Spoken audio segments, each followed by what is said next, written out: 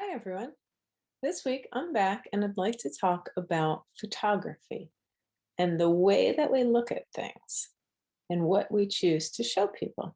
So I brought a slideshow of some photographers to show you different ways of looking at things. This first photograph is by Imogen Cunningham, and she was a famous American woman photographer in the early 1900s. And she had a unique way of looking at things. Can you tell what this is a picture of? If you walk around town here, you'll see lots of them. It's an agave plant, but what makes her picture different is she's taken it really close to the plant. So instead of seeing the whole plant, you just see the details, the sharp spikes and the stripes and the shadows. And that is a different way of looking at things. Can you guess what this is? It looks like a painting or a drawing to me. But this photographer, Michael Light, who's an American photographer working now, I think he lives locally in Northern California too. He flies an airplane and he takes his pictures from way up high in his airplane. So, does that help? Do you know what this is? These are tracks left by vehicles on an old flat lake bed, so like a dry, deserty sort of environment. And it was taken, I think, in the evening. So that's why you get these interesting colors too. But he's looked at it from way up high, like he's a bird. So we could call it a bird's eye view. But there's no buildings or anything, so there's nothing that gives us the clue of what it is. I only know what it is because I read about it. It almost looks like a painting. What do you think this is? This was taken by a Spanish photographer, Pedro Correa. Can you guess what it is? He's taken it from an interesting place, right? These are the bottoms of people's feet. So he's taken it from under the floor, looking up at the bottoms of people's feet, walking on the floor above. So that's an interesting way of looking at it. And this is by a Japanese photographer, Rinko Kawauchi. Can anyone tell what this is? Does anyone recognize this piece of a machine? It's part of a sewing machine, but where is the picture taken from? Right behind the hand, so way down low. So you can't even really tell it's a sewing machine unless you know what that little foot looks like and you recognize it. But it's an interesting angle, interesting way of looking at it. It makes it look like something different. It makes you think about what's happening here. Here's another picture by Rinko Kawauchi. And this one, where is she taking it from? It looks like she put the camera way down right on the road here, right? You can see the yellow stripe and it's right there. So it's like she's an ant. And this is what the ant would see if it was walking in the middle of the road. So this is called an ant's eye view. And that's different from what we would see if we were walking down the road. We would see a different view, right? Or if we were a bird up in the sky, it would look different from there too. So, an important thing about when you take a picture is where you decide to take it from. What do you want to show people?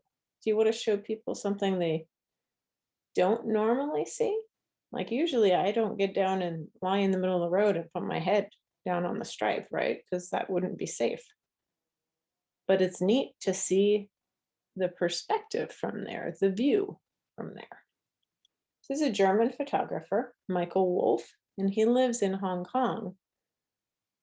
And he really likes to take pictures in the city. Can you tell what this is? What do you see first? Do you see the squares in the rainbow colors? Or you see a pattern? Or do you notice the little air conditioners and hanging laundry? This is a detail. That means it's not the whole thing, but it's part of the side of an apartment building in Hong Kong. So because he didn't show us the whole thing, we see more of the squares and the patterns that it makes because there's nothing to tell us right away, oh, that's a really tall apartment. Right away we say, oh, look at those colors and those squares and the patterns they make. This is by Melissa O'Shaughnessy, and she's a New York photographer. Where do you think she took this from? What's that guy doing? The more I look at it, I see a spiral staircase on one side, on the right side of the photograph.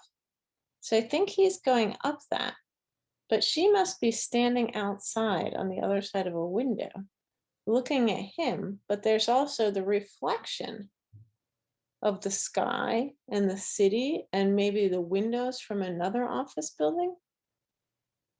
So this photograph has a lot of different pieces and a lot of lines, and how she chose to take it, what she chose to show you is a really interesting view. So if you were walking by, you might not stop and notice this. You might just keep walking. So sometimes photographers, they like to share the special ways they see things with us. And this is an American photographer, Elliot Erwitt, and he had a sense of humor. What's going on here? Does anything strike you as strange right away? Is that a man or a dog?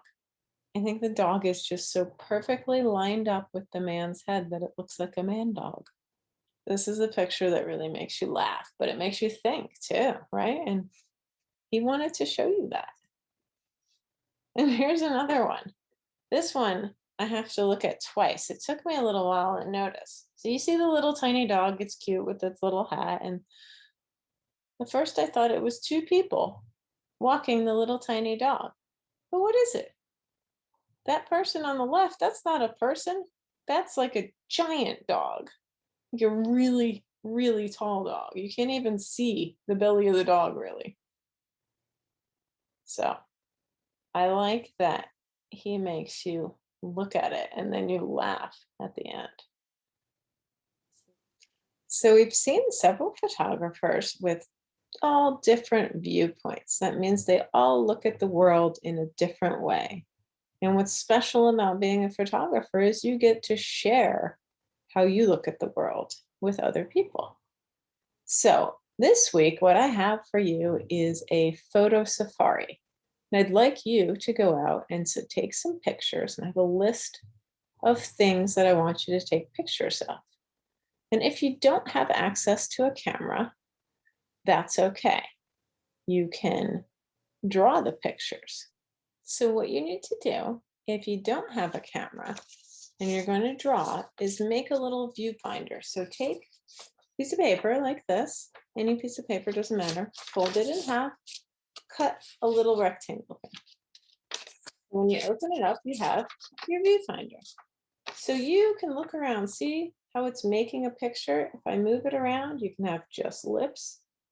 You can have lines on the back there. This is how you compose your picture, how you make your picture. So if you're taking a picture with a regular camera, you hold it up and you look through the viewfinder. If you're using a phone, you look in the little square on the phone, right? Rectangle. So if you're going to draw, you use your viewfinder, you make your picture, say, I'm going to draw that earring and a little bit of glasses, and then you use that. Okay, so I have some examples of what I took on my photo safari, and at the end of the video, there'll be a list on the screen of what I want you to take. So you can pause the video there and write them down. Okay, so here's some examples from my photo safari. Something with circles, something with lines, something with a reflection, something else with a reflection, something with a repeated pattern, something with letters, something with numbers, something with a shadow, something that's an ant's eye view, and a bird's eye view, something close up, something happy, and something sad. I can't wait to see the pictures you come up with.